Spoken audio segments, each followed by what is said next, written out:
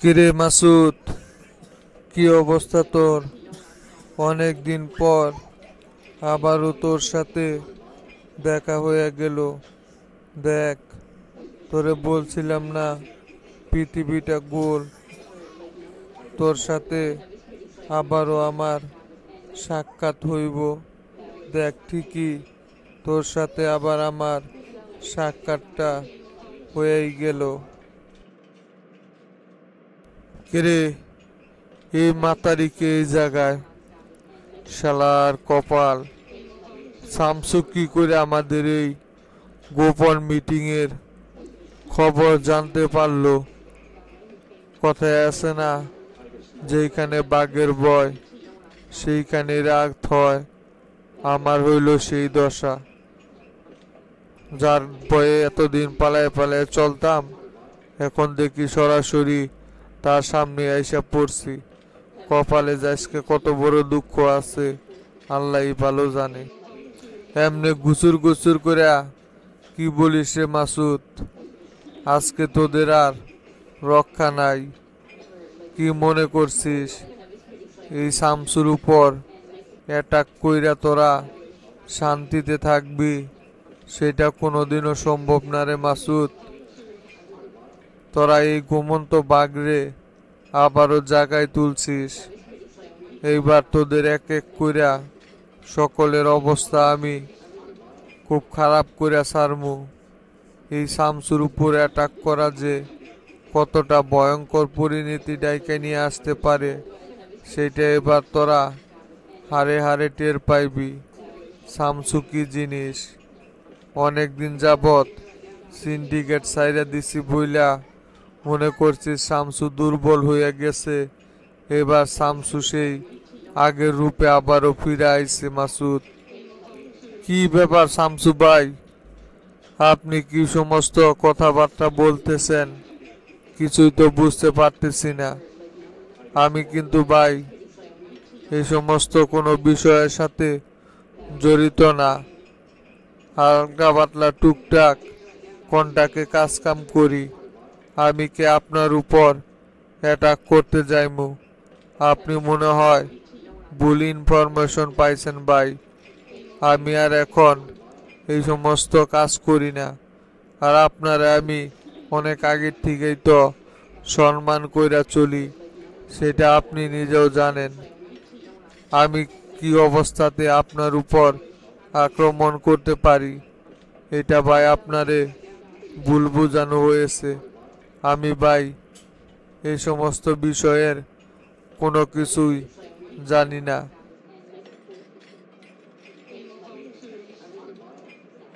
শালার বেটা, তুই আবারও মিথ্যা কথা বলিস। তুই হাজি সিদ্দিকের হয়ে এখন কাজ করিস না। তোরা যে আমার উপর আক্রমণ করছিস কি ভাবছিস? শামসু কি সেটা কোনোদিনও জানতে পারবো না।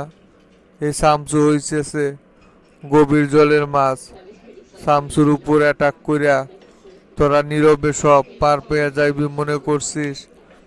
আজকে তোর অবস্থা ভয়ঙ্কর বানাইয়া সারমু। শামসুরে লড়াইতে যাইয়া যে কত বড় অপরাধ করছিস সেটা টের পাবি। সিন্ডিকেট আমি সাইডা দিছিলাম, কিন্তু তোরা আবারও আমারে সেই সিন্ডিকেটের দিকেই নিয়ে আসলি। এই শামসু এখন যদি আবার অস্ত্র হাতে তুলে নেয় তাহলে এর পরিণাম কি হইব এটা তোর। এই রমজানে এই শালাকে এখনই হাত পাও বাইন্দা গাড়ির তুল, পরে গুদাম ঘরে নিয়া উদ্যম মাধ্যম কয়েকটা দিলেই সব সত্য পেটাপেট স্বীকার করে নিব। পরে তাড়াতাড়ি গাড়ি তুলে নিয়ে চল। আর ওর বাপ হাজি সিদ্দিকরেও খবরটা পাঠাইয়া দে। মাস্টার! আরে হাবিব ভাই, আইসেন তাহলে আপনি? আপনার জন্যই এতক্ষণ যাবৎ অপেক্ষায় বসে আছিলাম। তার ছেলে পেলে কি নিয়ে আইছেন, একটু পরে কিন্তু প্রোগ্রাম শুরু হয়ে যাইব।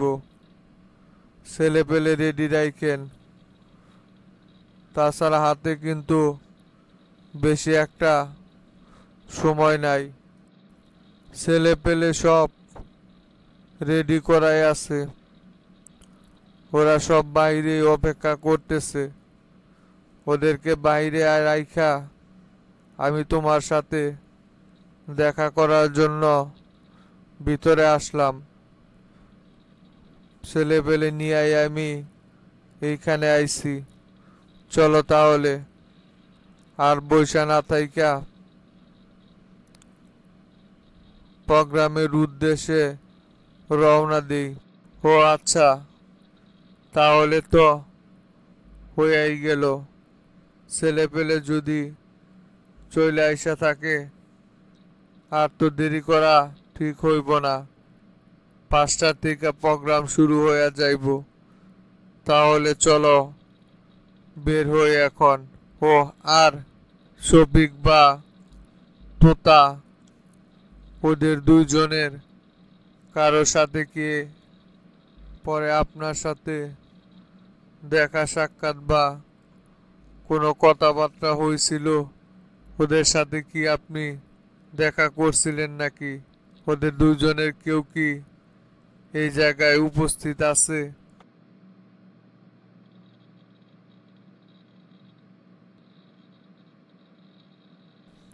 আরে না, আপনি কি পাগল হইছেন নাকি? ওদের আর কোনো বেল আছে আমাদের কাছে? গতকালকে আইছিল শফিক আমার কাছে তো তার বিষয়টা নিয়ে কথা বলতে, পরে উল্টা পাল্টা জারি কয়েকটা মাইরা দিছি, সুরসুরে চইলা গেছে। ওদের আর কোনো বেল নাই আমাদের কাছে, আর কাছে ঘেঁষতে পারবো না। ওদের কথা বাদ দিয়া চলো তুমি প্রোগ্রামে যোগদান করি দিয়া। আসসালামু আলাইকুম কাদের ভাই। ওয়ালাইকুম সালাম হাজি। তা কি ব্যাপার, এই অসময়ে তুমি আমার অফিসে? আসার আগে তো একটা বার ফোন দিয়া আসতে পারতা। কোনো ঝামেলা হয়েছে নাকি? হঠাৎ কইরা এরকম তাড়াহুড়া কইরা অফিসে চইলা আইছ? কি ব্যাপার, কি হয়েছে? বসো, বইসা কথা বলি। ঘটনা হয়েছে কি ভাই, সকালে পুরান ঢাকার মিন্টু আইছিল আমার কাছে শামসুর বিষয়ে খোঁজ খবর নেওয়ার জন্য। শামসুর উপর কে অ্যাটাক করছে সেই বিষয়ে খোঁজ খবর নেওয়ার জন্য মিন্টু আমার কাছে আইছিল। মনে হয় শামসু মিন্টুরে সন্দেহ করছে, আর শামসুর তারা খাইয়া ওই পাগলা কুত্তার মতো এই রহস্য উন্মোচন করার জন্য ওর কাছে দৌড়ধাপ পারতেছে। আমার কাছে নানান বিষয়ে তথ্য জানতে চাইল। আমি আরো উল্টা জারি টারি মাইরা পরে কোনো রকমে সরাইছি আমার কাছ থেকে। হ্যাঁ হাজি, তুমি ঠিক কথাই বলছো। শামসুর সন্দেহ এখন মিন্টুর উপরেই আছে, যার কারণেই মিন্টুরে মনে হয় শামসু চাপ দিয়েছিল, আর সেই জন্যই মিন্টু তোমার কাছে খোঁজ নিতে আইছে। কোনোভাবেই যেন আমরা ওদের সন্দেহর নজরে না পড়ি সেই দিকে লক্ষ্য রাখবা তুমি। সব সময় সাধারণভাবে চলাফেরা করবা। এই কাজটা যে আমরা ঘটাইছি এটা যেন কোনোভাবেই কেউ টের না পায়। একবার যদি শামসু জানতে পারে তাহলে কিন্তু আমাদের অবস্থা খুব ভয়াবহ হইয়া যাইব। শামসুরে যদি একবারে ফালাই দিতে পারতাম তাহলে কিছুটা নিশ্চিন্তে থাকতে পারতাম। না না, পাগল হয়েছেন আপনি। এত বড় একটা মিশন সাকসেস করতে পারি নাই, এখন আবার এই বিষয়টা জনগণের সামনে লিক হইতে দিব নাকি? কোনোভাবেই এই বিষয় সামনে আসতে পারবো না। আপনি ওইটা নিয়ে টেনশন করেন না। এই হাজি সিদ্দিক এত কাঁচা কাজ করে না যে খুব সহজেই হাজি সিদ্দিকরে ধরে ফেলা যায়। যে দুইজন রে দিয়া অ্যাটাক করাইছিলাম তাদের একজনকে তো অলরেডি দুনিয়ার থেকে সরিয়ে দেওয়া হয়েছে, আর বাকি অন্যজন আছে, ওরও খোঁজ চলতেছে। অতি শীঘ্রই ওকে খুঁজে পাবো, আর ওরে মাইরা ফেলাইতে পারলে রাস্তা একদম তেলতেলা। তুমি জলদি ওরে খুঁজে বের করার চেষ্টা করো। ওই কিন্তু এখন অনেক বড় একটা লিড। যদি কোনোভাবে শামসুর হাতে একবার ওই পইরা যায় তাহলে কিন্তু আমাদের সকল রহস্য উন্মোচন হইয়া যাইব। শামসু কিন্তু এখন খেপাটে বাঘের হইয়া আছে, যে কোনো মুহূর্তে যে কারো উপরই ঝাঁপাইয়া পড়তে পারে। তাই আমি বলি কি, যত তাড়াতাড়ি সম্ভব ওরে তোমরা খুঁজে বের করো। আর মাত্র কয়েকটা দিন, তাহলেই দেখবা এই প্রেসিডেন্টের চেয়ার আর থাকবে না। তখন সকল রাজত্ব আমাদের হাতে আইসা পড়বে। মন খুশি যা ইচ্ছা তাই তখন কইরা বেড়াইতে পারবো। ওরে খোঁজার কাজ চলমান আছে। চারিদিকে আমি গ্যাংয়ের লোকজন সরাইয়া রাখছি। যে কোনো মুহূর্তে ওই ধরা পড়ে যাইব। আপনি ওই বিষয় নিয়ে চাপ নিয়েন না। পাতালে লুকাই থাকলেও এই হাজি সিদ্দিকের হাত থেকে কোনোদিনও ওই বাঁচতে পারবো না। ঠিকই ওরে আমি খুঁজা বের কইরা নিয়ে আসমু। ওরে বাঁচায় রাখা কোনোভাবে এখন আমাদের জন্য নিরাপদ না। আমাদেরকে নিরাপদে থাকতে হইলে ওরে যে কোনো মুহূর্তেই খায়া ফেলাইতে হইব। আর শামসু যদি ওরে খুঁজা বের করে তাহলে আমাদের অনেক বড় ঝামেলা হবে। আর এই সেলিমের বাচ্চার একটা ব্যবস্থা অতি জলদি করা লাগবো। কালকে প্রেসিডেন্টের সামনে যা ইচ্ছা তাই বলছে আমারে। ওর কত বড় সাহস আমারে নিয়া উল্টা পাল্টা কথা বলে। শামসুরে প্রেসিডেন্ট বানানোর জন্য ওই তো উইটা পইরা লাগছে। যেভাবে হোক ওরে রাস্তা থেকে আমাদের সরাইতে হইব, নইলে আমাদের জন্য সামনে অনেক বড় একটা হুমকির কারণ হইয়া দাঁড়াইতে পারে সেলিম। ওরে রাস্তা থেকে সরানো অতি জরুরি পড়ছে। শালি সেলিম না, যে আমাদের পথে কাটা হইয়া দাঁড়াইব, তারই এক এক কইরা রাস্তা থেকে সরাই দিমু।